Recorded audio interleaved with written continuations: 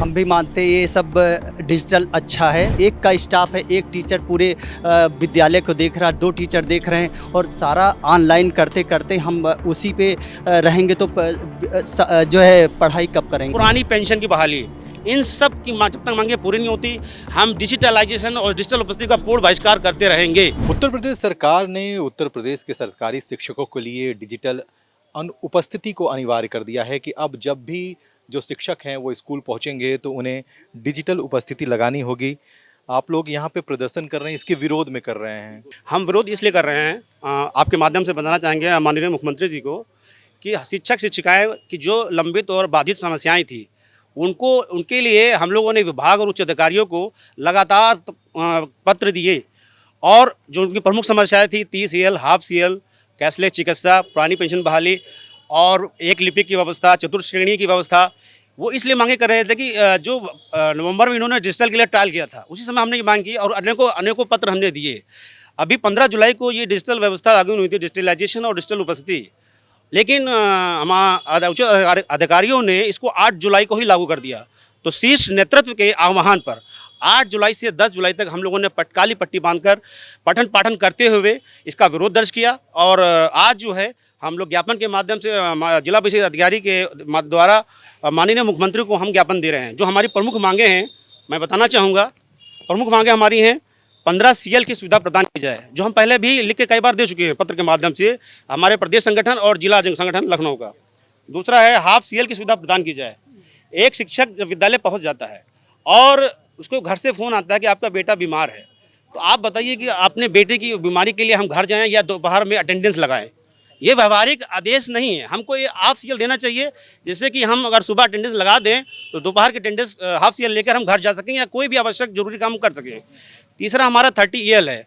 30 EL इसलिए आवश्यक है, माननीय आपके द्वारा बताना चाहूँगा मुख्यमंत्री जी को कि इतने भीषण तमाम भौतिक समस्याएं हैं, रोड नहीं है, गड्ढे हैं, पानी आप देख रहे हैं इसमें जल भराव है और एक्सीडेंट भी रास्ते में हो जाते हैं, ट्रेन क्रॉसिंग आ जाती है, तो शिक्षक को लगेगा कि हम समय से नहीं जा रहे हैं तो वो एक EL डाल देगा, वो तनाव में नहीं आएगा। ऐसे क्या होगा, भागम दौड़ में वो अब एक जानलेवा स्थिति पैदा हो सकती है, शिक्षक की जान भी जा सकती है। इसीलिए कैशलेस चिकित्सा भी बहुत ज़रूरी है। और सबसे अंतिम जो हम लोग की बहुत मूल मांग है कि बहुत दिनों से हम मांग कर रहे हैं, पुरानी पेंशन की बहाली, इन सब की जब तक मांगे पूरी नहीं होती, हम डिजिटलाइजेशन और डिजिटल उपस्थिति का पूर्ण बहिष्कार करते रहेंगे। तो आपकी जो मांगे हैं, आमतौर पर देखा गया है कि अब तो सब कुछ डिजिटल हो रहा है और प्राइवेट जो संस्थान होती हैं वो डिजिटल अटेंडेंस को प्राथमिकता देती हैं, तो ऐसा क्यों है, क्यों आप विरोध कर रहे हैं? उससे तो और चीज़ें अच्छी होंगी, पता चलेगा कितने शिक्षक हैं। सरकार का ऐसा ही कहना है।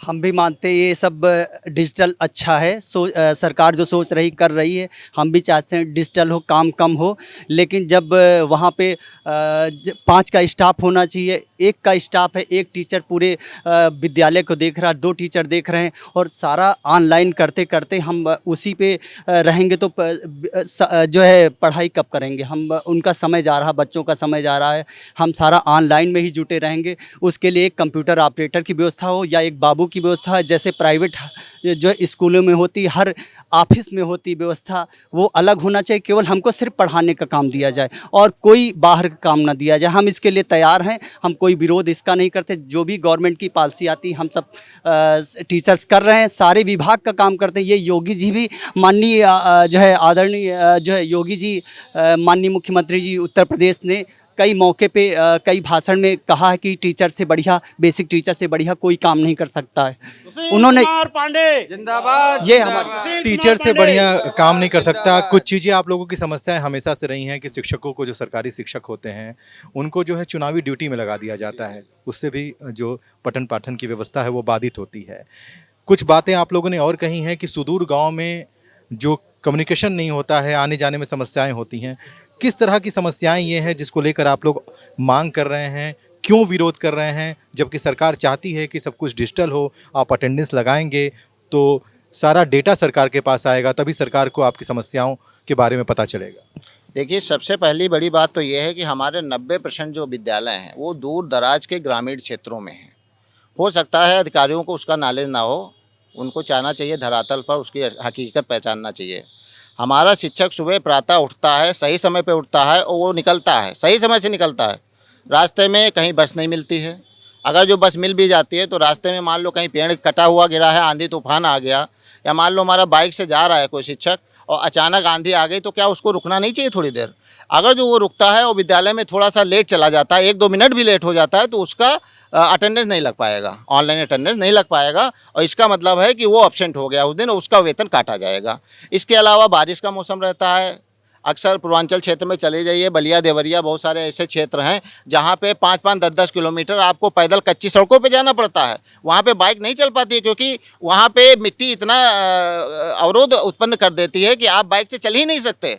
अब बताइए, हमारा शिक्षक 2-3 किलोमीटर पैदल जाएगा तो क्या वो समय से पहुँच सकता है? उसको विलम्ब होगा, ऑनलाइन हाजिरी नहीं लग पाएगी। और मैं माननीय से कहना चाहता हूँ, अपने अधिकारियों से कहना चाहता हूँ कि आप ऑनलाइन हाजिरी लगाइए, लेकिन सबसे पहले आप अपने ऑफिस में लगाइए जो आपके मुख्यालय में है। हमारे डायरेक्टर साहब अभी प्रयागराज गए थे, 10:30 बजे का टाइम था, 10:30 बजे पहुँचे, 85 कर्मचारी मिले, और वो जो निदेशालय था वो सिटी के बीचों बीच में है। आप वहाँ पे लगाइए, आप लगाइए, जो भी नगर क्षेत्र में जो भी कार्यालय हैं, परिवहन विभाग है, स्वास्थ्य विभाग है, वहाँ पे लगाइए जहाँ पे आपकी कनेक्टिविटी अच्छी है। 50 किलोमीटर दूर पे बागों के बीच में विद्यालय बना हुआ है, वहाँ पे सर्वर ही नहीं आता है, नेटवर्क ही नहीं आता, हम लोग फ़ोन पे बात नहीं कर पाते हैं। आप ऑनलाइन अटेंडेंस कैसे लगा सकते हैं? आपको बीच का रास्ता ढूंढना पड़ेगा। आप तो शिक्षकों का कहना है कि बीच का रास्ता ढूंढना पड़ेगा, पहले जो बेसिक सुविधाएं हैं उसको दुरुस्त करना पड़ेगा।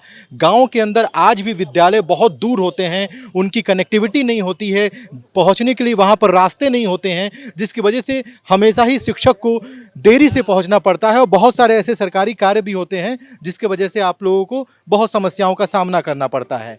जिस तरह की चीज़ें बताई जा रही हैं कि ग्रामीण क्षेत्रों में रास्ते सही नहीं हैं, विद्यालय बहुत दूर बना हुआ है, शिक्षकों को वहाँ पहुँचने में समस्या होती है, नेटवर्क की समस्या है, इसके अलावा और कौन सी समस्याएं हैं जिसको लेकर आप विरोध कर रहे हैं?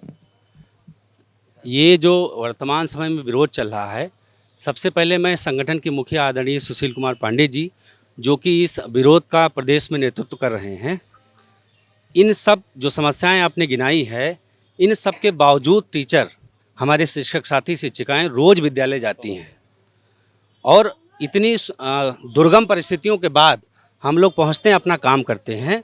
हमारा जो कहना है, हम किसी परिवर्तन का विरोध नहीं कर रहे हैं।